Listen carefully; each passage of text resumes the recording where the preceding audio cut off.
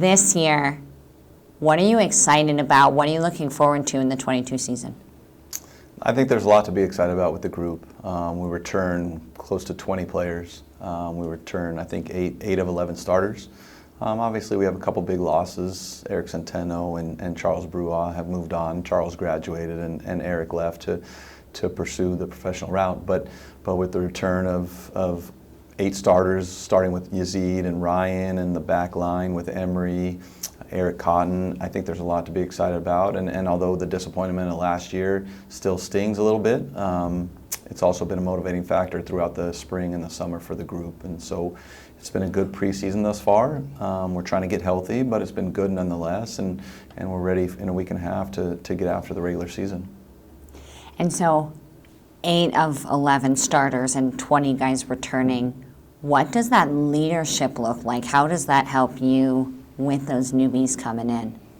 Yeah, it's been something since the return of COVID we've been trying to really impress on the guys, is to hold yourselves accountable, to monitor yourselves within as a team. And when you have so many older guys, I think at a place like Pacific it pays off. And now they understand what's expected. They understand what it takes to not just be close, but to hopefully get over the hump and be at the top of the mountaintop at the end of the season. So I think with the maturity and the development of the group since the return of COVID, we're primed to do something special here. What are a couple matches this season, or maybe there's one in particular, that you are really looking forward to? You know, there's so little games, and every game means so much. We decided to play 3 scrimmages, so we have 17 regular season games. So mathematically, you're looking at every game is 5 to 10% of your season. So you can't overlook a single game. Last year, we felt like we dropped a game at home, a non-conference game at home that we shouldn't have dropped, that we dominated the game. We just ended up on the wrong side of the scoreboard, and it really hurt us in the RPI. We probably dropped 30 points, and if we win that game, we're probably on the edge of getting an at-large berth, you know. And so every game is so important from the start, UCSD, until the end, Portland. You can't overlook an opponent. There's so much parity in Division I. There's a ton of opportunities for guys to go to the next level out of high school or leave early from college. So there's a lot of parity.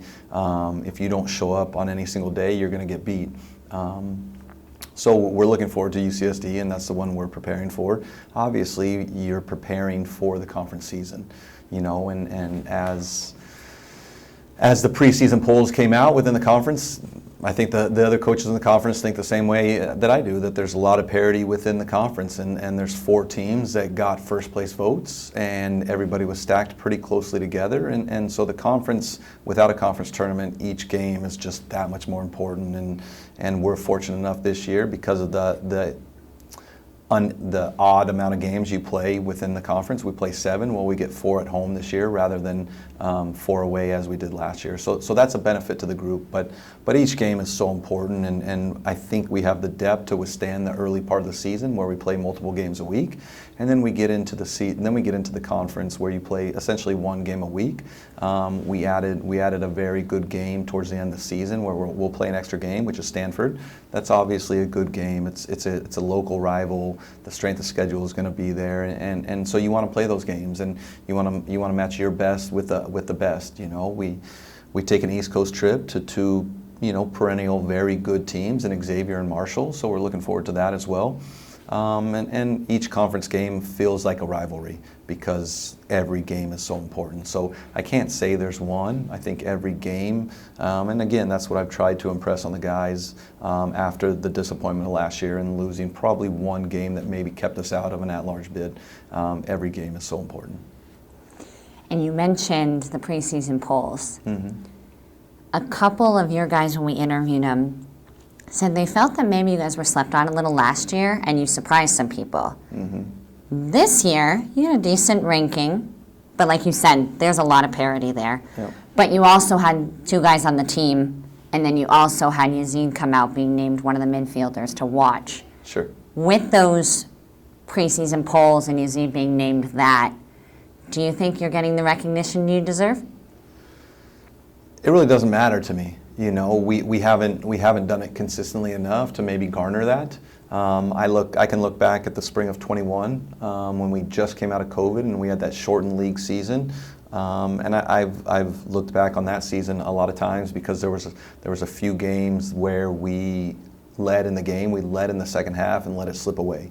And I saw from that spring of 21 season the building blocks, that the foundation that we've been trying to lay, that continued on this past fall. So there were games at home against USD where we were up 1-0. There was a game at home against Santa Clara during that spring 21 season where we were up 1-0. We ended up losing both of those games. But you saw there was something there, and you saw what we can build upon and the foundation. And then last year it was a little bit of the same, but a little bit better. You know, we were away at Santa Clara up 1-0. Santa Clara ended up winning the conference. We were up 1-0 in the second half.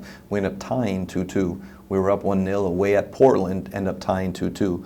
And that's why the value of having 4 versus 3 home conference games probably is beneficial for this year. But we've seen the improvement. We saw how close we got. But really to look at the polls and read a lot into it, it really doesn't matter to me. We have a lot of work to do for the remainder of preseason to gel and get some consistency and some relationships on the field. And we'll let our play on the field do the talking. And we mentioned a couple names. You mentioned a couple in your first answer. But what are those, whether it's those returners or even a couple newbies that you've signed, that the fans are going to know those names, even if they don't yet? Yeah, I mean, it starts with Ryan and Yazid. Obviously, their names are out there, but I think Derek Roque has come back and he's done a phenomenal job for the first week and a half of preseason. You can tell the work he put in during preseason, and I think that relationship in the front three is very important to us with Ryan, Yazid, and Derek. The back line, you know, with Cooper Riley and he's a fifth-year guy. Emery Rappaport's a fourth-year guy. You know, they're going to be the mainstays in the back. We return a lot in midfield. Samu Saez, Samuel Villalta, Avery Whipple, Milo Hall is an important piece to who we are. We brought in a center back, a transfer Division I center back that started every game last year, in Javier Chavez. You know, he's going to compete to replace Charles Bruard, to replace CJ. We brought in a 6'4" freshman center back that will also compete for time. And then we brought a 9 in that can help us score goals. Ultimately, we're looking for somebody that can put the ball in the back of the net, and he sniffs goal. We think he does a very good job. We're waiting for him for some transfer certification stuff to get eligible, but we're excited about those pieces. And then we have some good young talent that we brought in as well. You know, there's so much talent here in the San Joaquin Valley. Jose Maria Barrera is one that we're really excited about. He's got some competition on his hands with Ryan and Yazid and Corey Johnson, but for the future, he's a Stockton kid. He played at Sac Republic. He's much in the mold of Centeno that we love the local kids to keep them home. So we're excited about him as well. What would your message be to fans this year? They could be those fans who are those diehard Pacific fans who are here every game, who know your guys, who know you, how you play, Knowles Field. They could be those people who are just kind of coming into Pacific soccer or don't even know much about it yet. Mm-hmm. What would your message be about this season? Look, I think we're an exciting team. We like to play a good brand of football. We're a blue-collar team. That's why I impress on the guys. We want to be a blue-collar team, and it's much like the community. You know, the community is a hard-working, blue-collar community that earns everything they get, and that's who we want to be. You know, that's kind of our motto for the year is you get what you earn, you know, and that's much like our community here. And they come out to games, and we're an exciting team. We love to play. We love to be on the front foot. We love to press. We love to give the fans a little bit of action. And so, you know, the more the merrier that are out on our field. Coach, is there anything about your team, your players this season that we haven't touched on that you want to add? No, I think we represent the university, we represent the community very well, and it's a good bunch of guys that are hardworking. We're an older group. You know, a lot of guys have chosen to return for their COVID year. Ryan Herr is a perfect example, who he has the opportunity now to graduate. He has his undergraduate degree, and now he's entered the master's program. So a number of guys like that that represent the community, the university, and the department to the best of their abilities. So we're excited about that. That actually made me think, you you and your team put such an emphasis on academics. People like Ryan who are coming back to get a master's degree when they're first generation college students in their family, and people who are coming here to better themselves and get their degrees when they could have maybe potentially played elsewhere. Why is that such a focus for you?